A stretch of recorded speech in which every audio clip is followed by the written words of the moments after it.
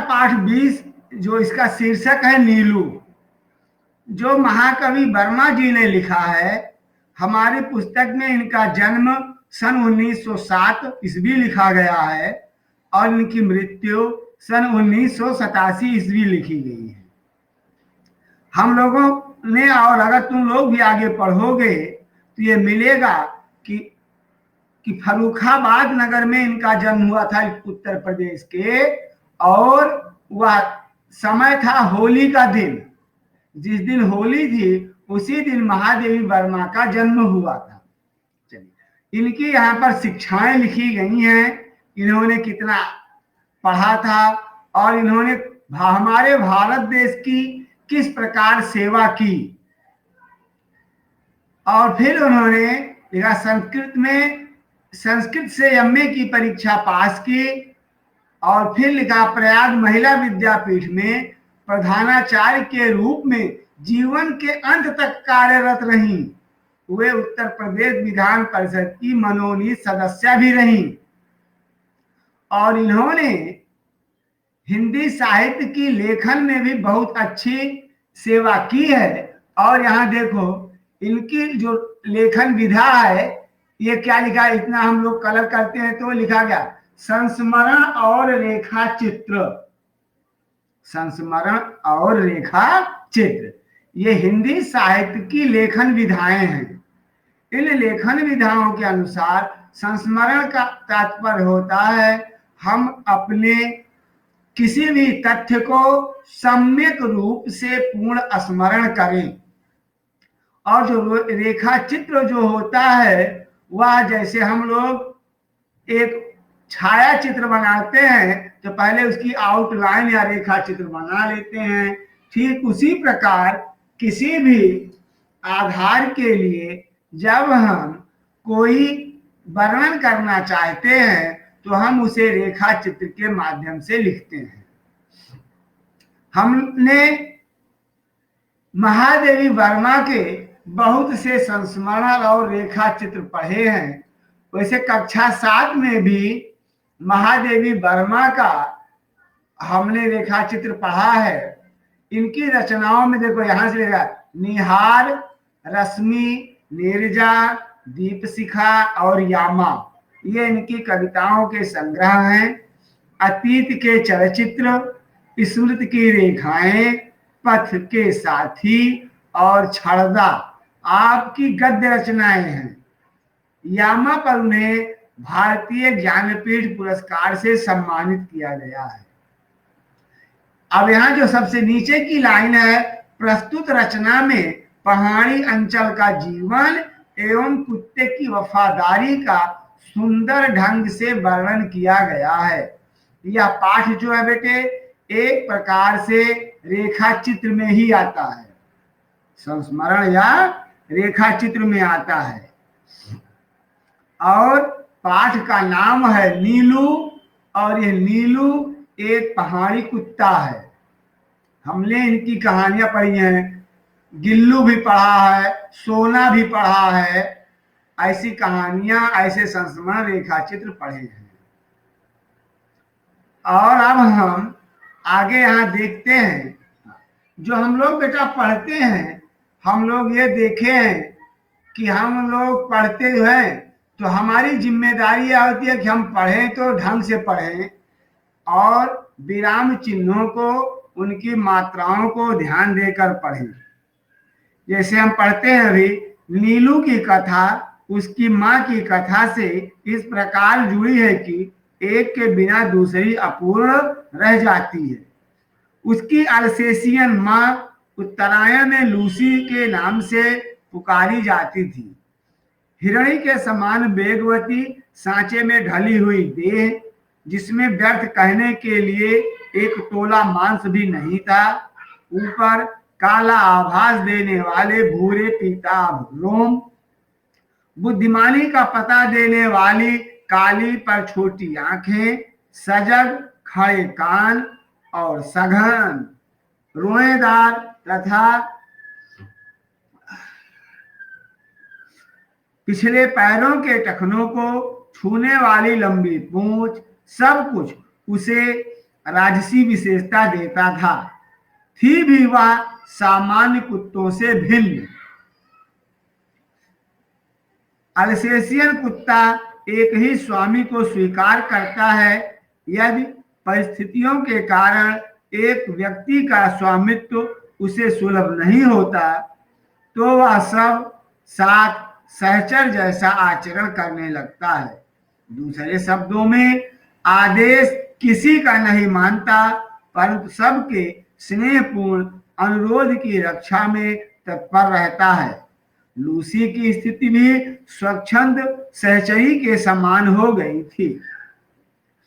यहां दिया गया है कि ये जो अल्सेशियन कुत्ते की प्रकृति होती है वो अपने जीवन में एक ही स्वामी को स्वीकार करते हैं। अगर उनके स्वामी बदलते रहते हैं तो वह किसी एक के आदेश को पालन करने के लिए उतनी तत्परता से सजग नहीं होते, बल्कि सबके साथ एक सामान्य सा व्यवहार करते हैं।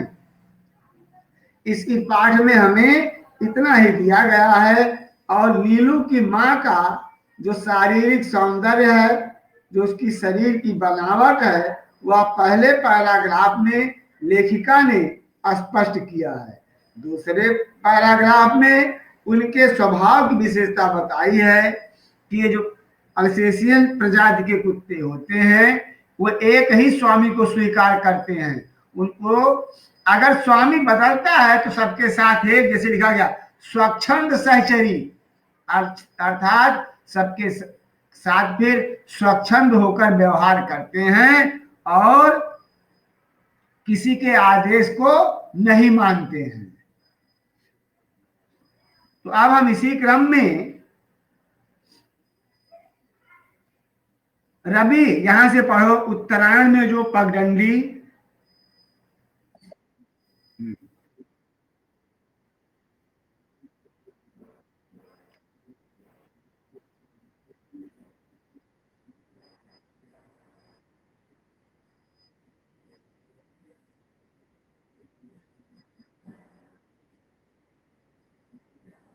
भित्तियों भित्तियों भित्तियों ध्यान दो।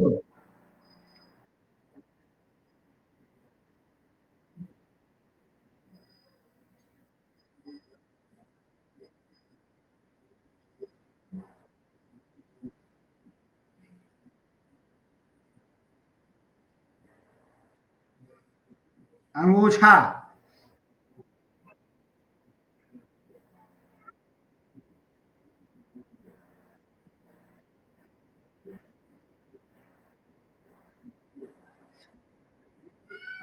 रुको रुको रुको देखो, अभी यही हम कहते हैं बेटे कि जल्दी के चक्कर में हम लोग गलती करते हैं।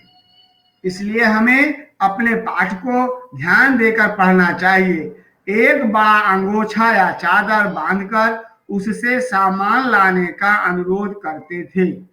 वंश परंपरा से वर्ग में मार्ग बना लेने की सहज चेतना के कारण वह सारे व्यवधान पार कर दुकान तक पहुंच जाती। दुकानदार उसके गले से कपड़ा खोलकर रुपया, सूची आदि लेने के उपरांत सामान की गठरी उसके गले या पीठ से बांध देता और लूसी सारे बोझ के साथ बर्फीला मार्ग पार करती हुई सकुशल लौट आती। किसी किसी दिन उसे कई बार आना जाना पड़ता था। कभी चीनी मंगवाई और चाय रह गई, कभी आटा याद रहा और आलू भूल गए, पर लूसी को मंगवाने वाले के भुलक्कड़पन से कोई शिकायत कभी नहीं रही। गले में कपड़ा बांधते ही वह तीर की तरह दुकान की दिशा में चल देती। उसकी तत्परता के कारण मंगाने वालों में भूलने की प्रवृत्ति बढ़ती ही थी। एक दिन किसी अधिक ऊंचाई पर बसे पर्वतीय ग्राम से बर्फ में भटकता हुआ एक भूतिया कुत्ता दुकान पर आ गया और लूसी से उसकी मैत्री हो गई। उन दोनों में आकृति की वही भिन्नता थी जो एक तराशी हुई सुडौल मूर्ति और अनगढ़ शिलाखंड में होती है, परंतु दुर्दिन के साथी होने के कारण वे सहचर हो गए। उन्हीं सर्दियों में, अब यहां से हम पढ़ते हैं, प्रशांत पढ़ो, आराम से पढ़ना है, जल्दी नहीं और गलती भी नहीं होनी चाहिए। पढ़ो, उन्हीं सर्दियों में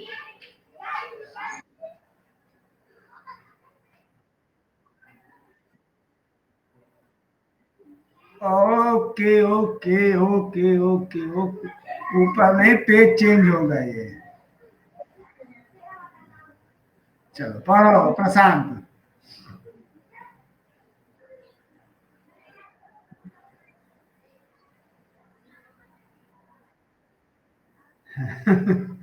उन्हीं सर्दियों में लूसी ने 2 बच्चों को जन्म देकर अपनी वंश वृद्धि की, परंतु उनमें से एक तो शीत के कारण मर गया और दूसरा अपना ही जीवन ऊष्मा के बल पर उस ठिठुराने वाले परिवेश से जूझने लगा। मिला, शीत ऋतु में प्रायः लकड़ पौधे नीचे पर्वतीय अंचल नीचे उतर आते हैं और बर्फ में भटकते हुए मिल जाते हैं। वैसे तो यह हिंसक जीव कुत्ते से कुछ ही बड़ा होता है, परंतु कुत्ता इसका प्रिय खाद्य होने के कारण रक्षणीय की स्थिति में आ जाता है। प्रशांत पढ़ो आगे। सामान्य कुत्ते तो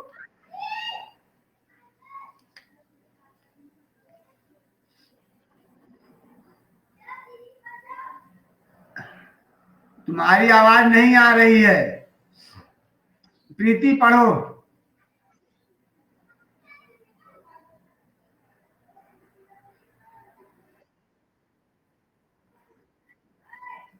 प्रीति पढ़ो।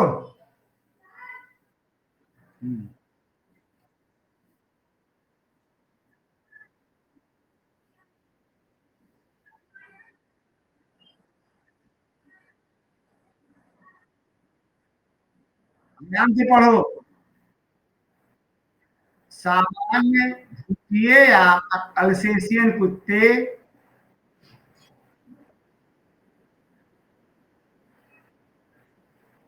अंततः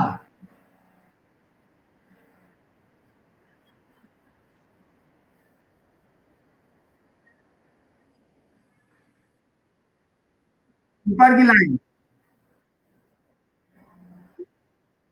ऊपर की लाइन, ऊपर की लाइन, एक संध्या के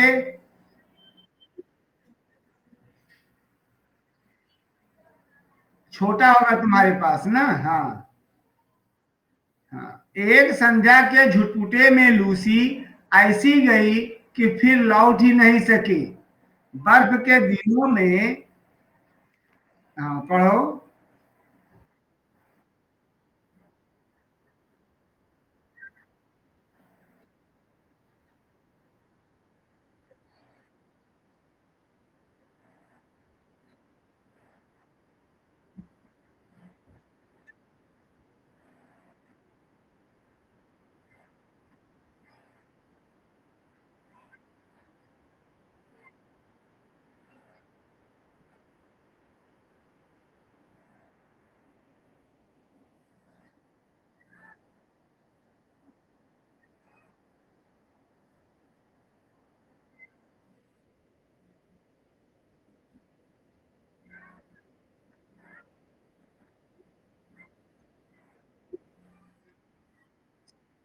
हाँ हाँ, लाल स्याही की दावात उलट गई हो।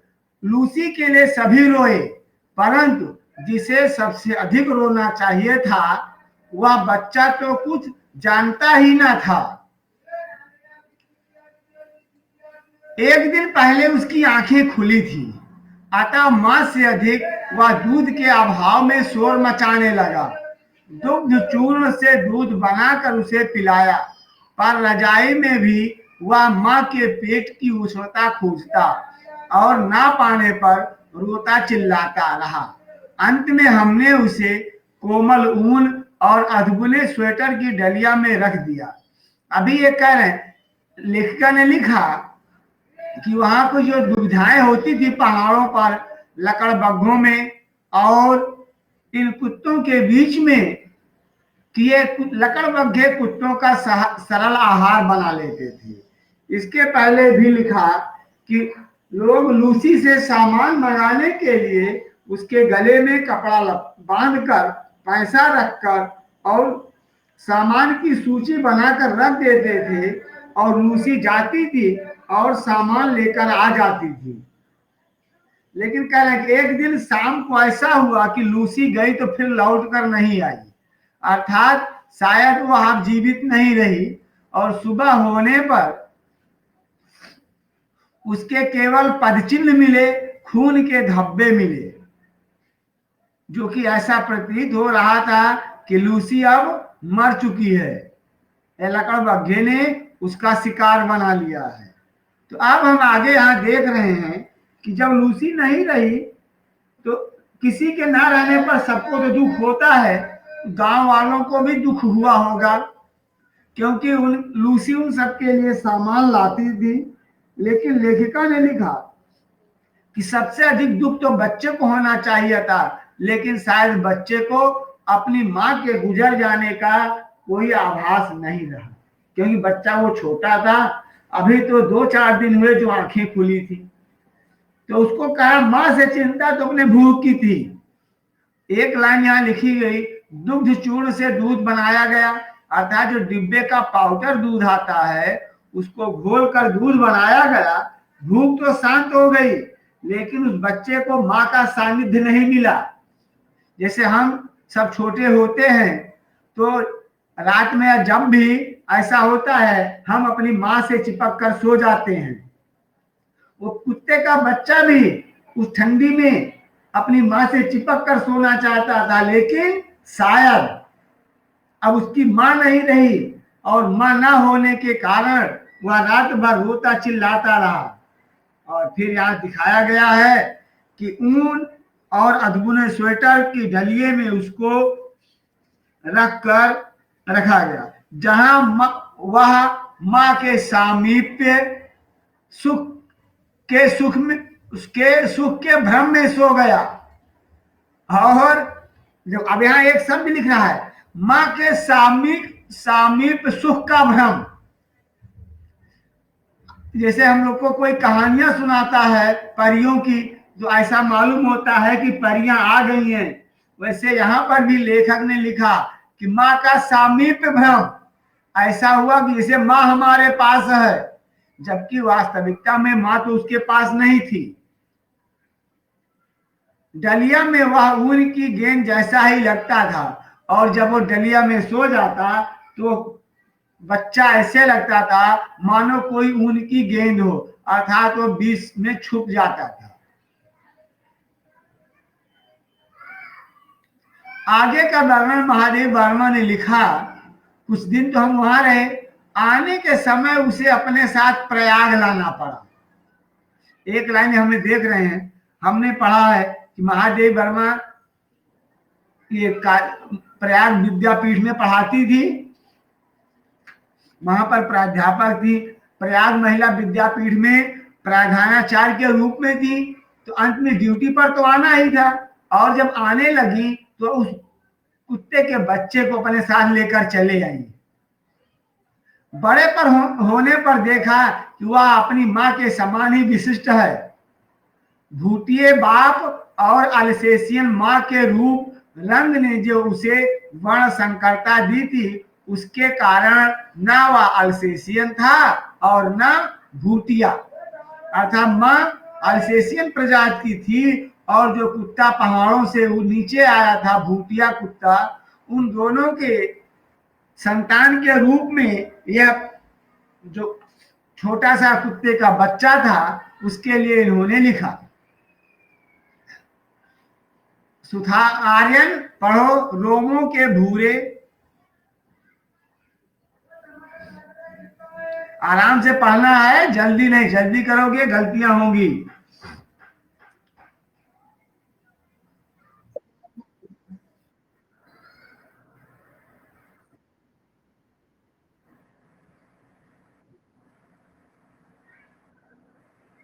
माइक अनम्यूट करो। हाँ,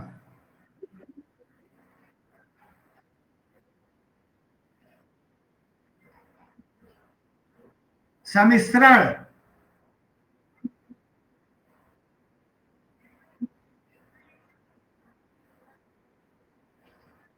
धूप छाही।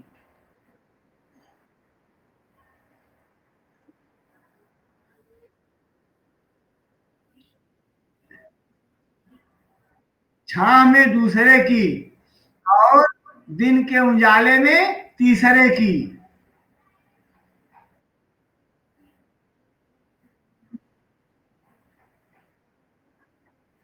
नवीनता थी।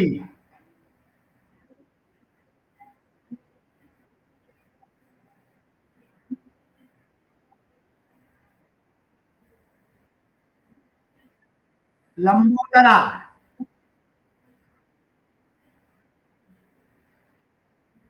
मूछ अल्सेशियन कुत्तों की।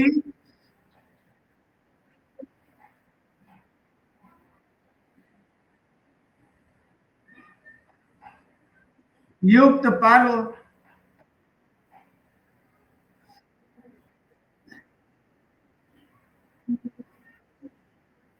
थी। हाँ, पैर अल्सेशियन कुत्ते के पैरों के समान लंबे, पर पंजे भूतिए के समान मजबूत, चौड़े और मुड़े हुए नाखूनों से युक्त थे। अब यहाँ पर डॉक्टर महादेव वर्मा ने उस जो कुत्ते का पिल्ला है या बच्चा है, जिसे वो अपने साथ लेकर आई थी, उसके उसी का विश्लेषण कर रही हैं कि जो बच्चा था उसमें अपनी माता के और अपने पिता के गुण विद्यमान थे। दोनों के गुण विद्यमान थे। इस प्रकार वह हमारे लिए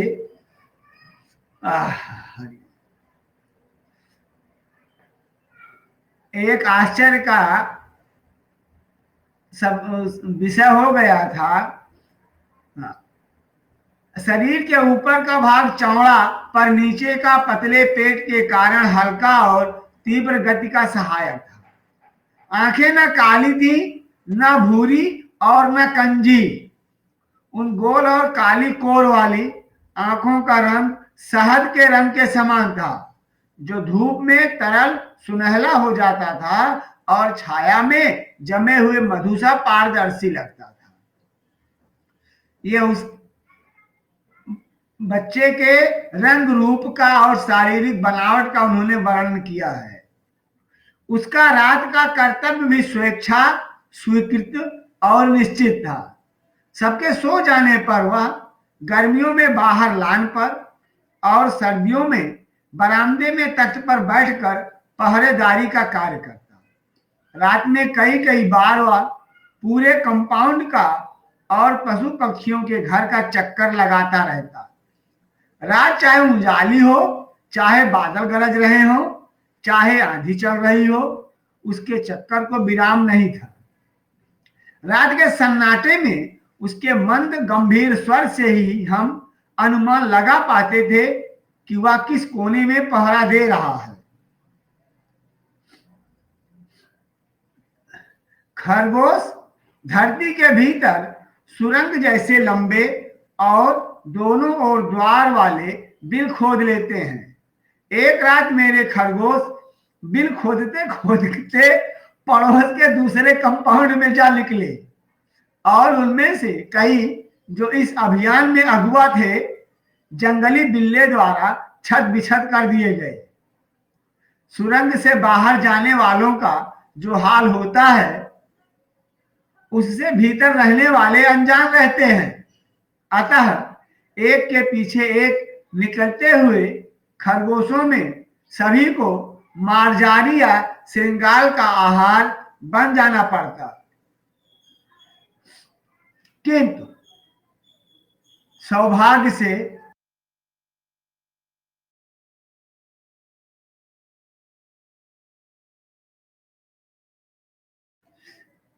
सौभाग्य से पहरे के नित्य क्रम में घूमते हुए नीलू ने संभवतः पत्तियों की सरसराहट से सजग होकर चार दीवारी के पार देखा होगा। और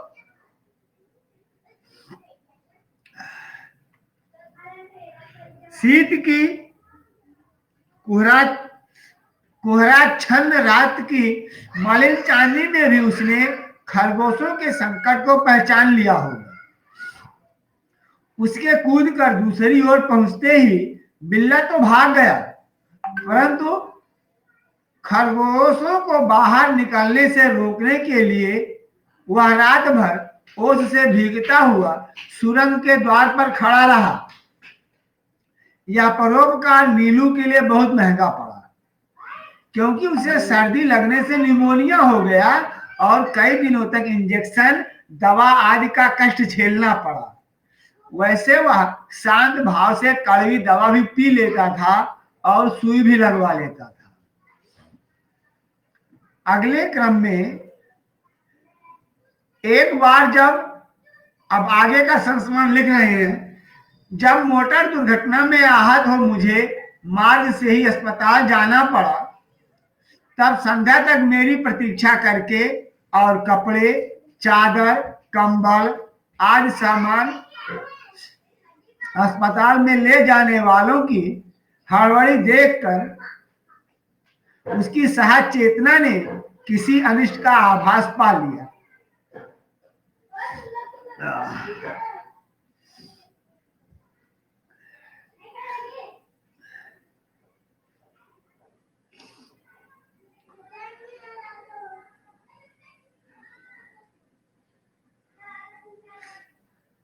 जो भी उस संध्या को मेरे बंगले पर पहुंचा, वह नीलू को विषादमय निश्चेष्ट मुद्रा देखकर विस्मित हुए बिना नहीं रहा।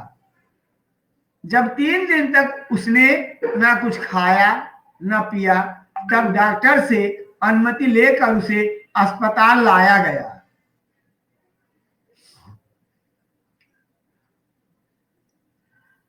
श्रद्धा पढ़ो बेटा। पट्टियों के घटाटोप में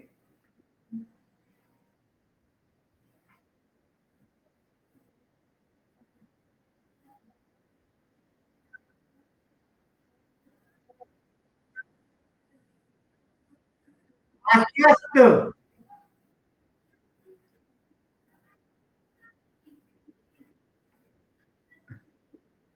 चिर परिचित मुद्रा में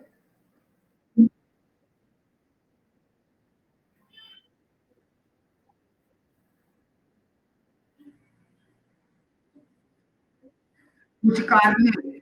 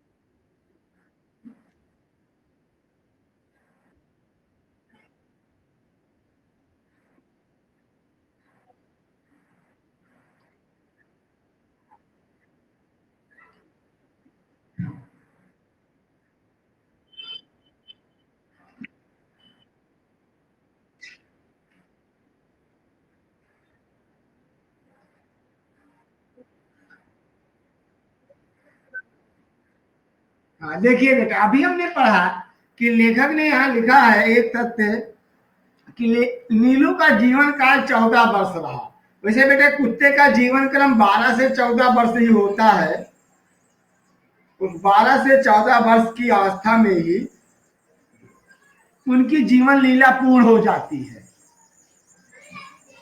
और लेखिका ने लिखा है कि जब वह बीमार थी, एक्सीडेंट हुआ था, तो वह कुछ दिन तो घर में रहा, लेकिन बहुत ही व्याकुल रहा, क्योंकि इन जानवरों को भी अपने मालिक या जो भी उनके साथ रोज मिलते जुलते हैं, उनके प्रति संवेदनाएं जन्म ले लेती हैं।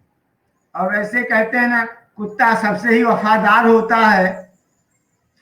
जब वह उसको अस्पताल ले जाया गया, उसने जब लेखिका को देखा कि वो पट्टियों से लिपटी हुई है, कपड़े से ढकी हुई है, तो उनको चारों तरफ से घूम घूम कर पहचाना, और जब पहचान गया तो जाकर के वहां पर बैठ गया। और फिर वह प्रतिदिन दूसरे तीसरे दिन अस्पताल जाने लगा। और अगर कोई नहीं ले जाता था, जैसे कहते नहीं बच्चे नाराज हो जाते हैं, वैसे वह नीलू नाम का कुत्ता भी नाराज हो जाता था, खाना पीना बंद कर देता था, जिसको हम लोग अनशन कहते हैं। 14 वर्ष का जीवन मिला था, जन्म से मृत्यु के क्षण तक मेरे पास रहा, अतः उससे संबद्ध घटनाओं और संस्मरणों की संख्या बहुत अधिक है। कुत्तों में वह केवल कजली के सामीप्य से ही प्रसन्न रहता था, परंतु कजली और बादल एक क्षण के लिए भी एक दूसरे से अलग नहीं रह सकते थे। परिणामतः नीलू बेचारा एकाकी ही रहा। अर्थात नीलू को कजली का साथ तो पसंद था, लेकिन कजली बादल के साथ से पसंद रहती थी, खुश रहती थी। अब यहाँ का इस प्रकार नीलू अपने जीवन में भी एकाकी ही रहा, उसे किसी दोस्त का साथ नहीं मिला। जीवन के समान उसकी मृत्यु भी दैन्य से रही थी। अर्थात उसकी मृत्यु में दैन्य से रहित का अर्थात यह है कि मृत्यु के समय भी नीलू को कोई कष्ट नहीं था। जबकि लोग कहते हैं कुत्ते की मौत मरना, अर्थात कष्ट सहते हुए मरना, ऐसा नीलू के साथ कुछ नहीं हुआ, क्योंकि नीलू शांत निर्लिप्त भाव से कोई मृत्यु का सामना कर सके। ऐसी मृत्यु मनुष्य को भी काम में होगी। अर्थात जब नीलू की मृत्यु हुई थी, तो अभी एक शांत और निर्लिप्त चित्र में पड़ा हुआ था। मेरे पास तो बहुत से जीव जंतु हैं, लेकिन उनमें से अब नीलू के समान मेरे लिए कोई नहीं है। तो इस प्रकार हम अपने इन तथ्यों को यहाँ पर पढ़ सकते हैं और लिख सकते हैं, और उन्हें ध्यान भी दे सकते हैं। अब हम यहाँ तक हमने पढ़ा है, और आगे के लिए हम फिर पढ़ेंगे।